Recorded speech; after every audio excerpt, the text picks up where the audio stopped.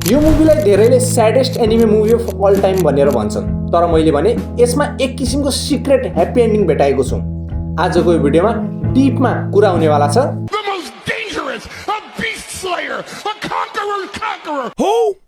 Grave of fireflies.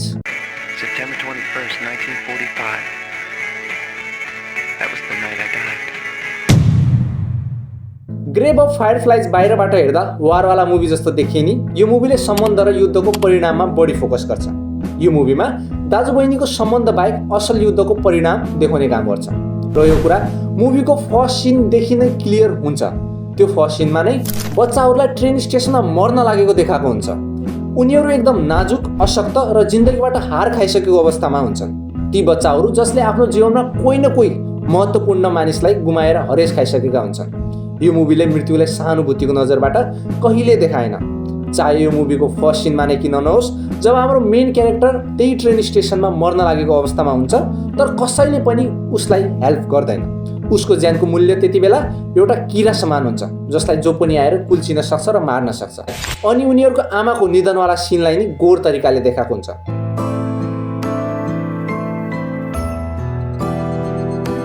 As a audience हामीहरू disturb feel गर्न लागेको हुन्छ।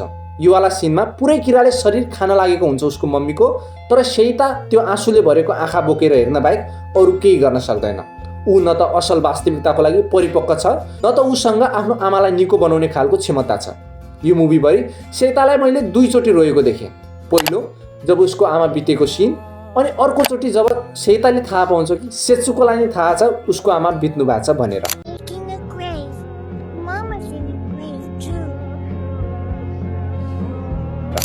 र यो कुरा ठुलो किन छ भने यदि सेता आफू रोयो भनेपछि सेत्सुकोलाई नरो भन्ने कोही हुँदैन, म तिमीसँग छु भन्ने कोही हुँदैन। सेत्सुकोको लागि सेता नै उसको परिवार हो, त्यो मान्छे जसलाई सेत्सुको आफ्नो भन्न सक्छिन् र विश्वास गर्न सक्छिन्। उसले यो कठोर दुनियाँमा सेत्सुकोको लागि मजबुत बन्नु छ। हामीलाई यो मुभीले पटक पटक भन्यो कि मृत्यु नै पूर्ण सत्य हो। चाहे मान्छेको चिहानलाई जति सुन्दर सजाए नि, मरेको कहिले फर्किँदैन। जापानका निर्दोष मान्छेदेखि लिएर सेता र सेत्सुकोका आमा बाबा नै किन नहोस्, वा अन्तिममा सेत्सुको नै किन नहुन्, युद्धले बच्चा, बुढा, महिला र बालबालिका भनेर कहिले छुट्याउँदैन। वार वाज नेभर फरगिभिङ। र यो मुभीमा के सेताले आफ्नो अहङ्कारलाई पर राखेर अन्टीसँग बस्दा के थाहा परिणाम केही फरक हुन्थ्यो कि? मेरो विचार सुन्छौ भने चाहे अन्टी स्वार्थी भए नि, त्यो ठाउँ एउटा सिस्टम जस्तो थियो। एउटा यस्तो सिस्टम जो अफकोर्स पर्फेक्ट थिएन, तर एटलिस्ट उनीहरूको रक्षा गरिरहेको थियो। जब उनीहरू त्यो सिस्टमभित्र हुन्छन्, बसिरहेका हुन्छन्, उनीहरूको जीवन राम्रो हुन्छ। र जब उनीहरू त्यो ठाउँबाट चाहिँ पर हुँदै जान्छन् र उनीहरूको जिन्दगी बिस्तारै बिस्तारै नराम्रो हुँदै जान्छ। गुफामा बस्नु, बच्चाहरूले उनीहरूको सामान फाल्नु, सेताले कुटाइ पाउनु र सेत्सुको बित्नु, यो सबै ती नराम्रो कुरा थिए अन्टीको घर छोडिसकेपछि भएको थियो। र यो मुभीको पिक पोइन्ट आउँछ त्यो फायरफ्लाइवाला सिनमा।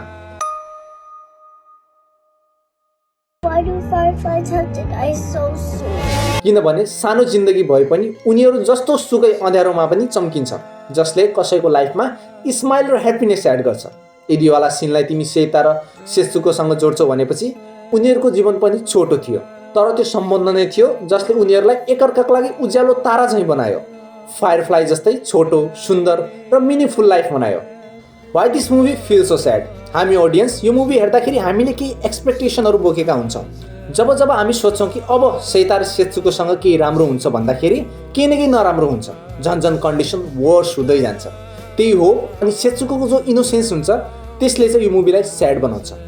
जस्तै यो वाला सिन मुभीको पिक पोइन्ट थियो। Like Firefly, they were independent, free and smiling. र एज अ अडियन्स हामीलाई नि लाग्छ कि केही राम्रो हुन्छ भनेर, अब राम्रो हुन्छ कि भन्ने आशामा हुन्छौँ हामीहरू। तर अर्को सिनमा चाहिँ फायरफ्लाइजलाई मरेको देखाएको हुन्छ, हिन्टिङ द पोसिबल फ्युचर आउटकम। यो स्टोरीको एन्ड नै मुभीको फर्स्ट सिन हो। सेताको कन्डिसनले नै मुभीलाई झन् स्याड बनाउँछ। जब सेता अलमोस्ट मृत्युको नजिक हुन्छ अनि ट्रेन स्टेसनमा स्ट्रगल गर्न लागेको हुन्छ, उसमा होप हुँदैन। ऊ जसलाई आफ्नो भन्थ्यो सबै मरिसके, ऊ जसलाई केयर गर्थ्यो सबै मरिसके। उसले सेत्सुकोलाई नि बचाउन सकेन।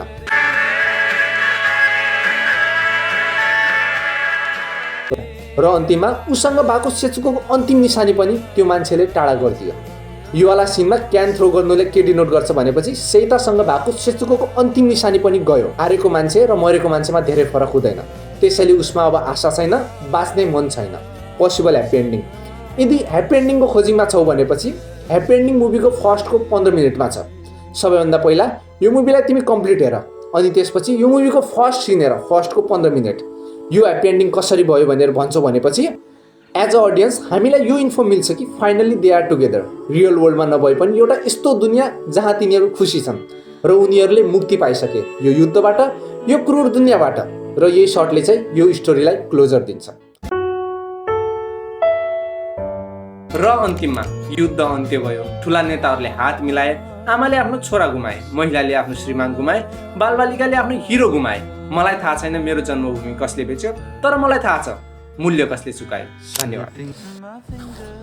भिडियो एन्ड भइसक्यो, तर यो च्यानलको अडियन्स छ भने यो वाला भिडियो रिमेक थियो भनेर नोटिस गरिसकेको होला, किनभने जुन त्यो ओरिजिनल भिडियो थियो त्यसको ओभरअल क्वालिटी एस थियो एस। अनि त्यसपछि म त्यसबाट खासै सेटिस्फाई पनि थिएन त्यो भिडियोबाट, किनभनेपछि जुन पिस अफ आर्टले मलाई स्पेसल र डिफ्रेन्ट फिल दिएको छ, एटलिस्ट मेरो साइडबाट पनि उसले स्पेसल ट्रिटमेन्ट मिल्नुपर्छ। ल आजलाई यति नै। राइट साइडमा यही रिलेटेड एउटा भिडियो होला र लेफ्ट साइडमा चाहिँ किमले माथि भिडियो होला। यदि राम्रो लाग्छ भनेपछि like, comment, share, subscribe. By by.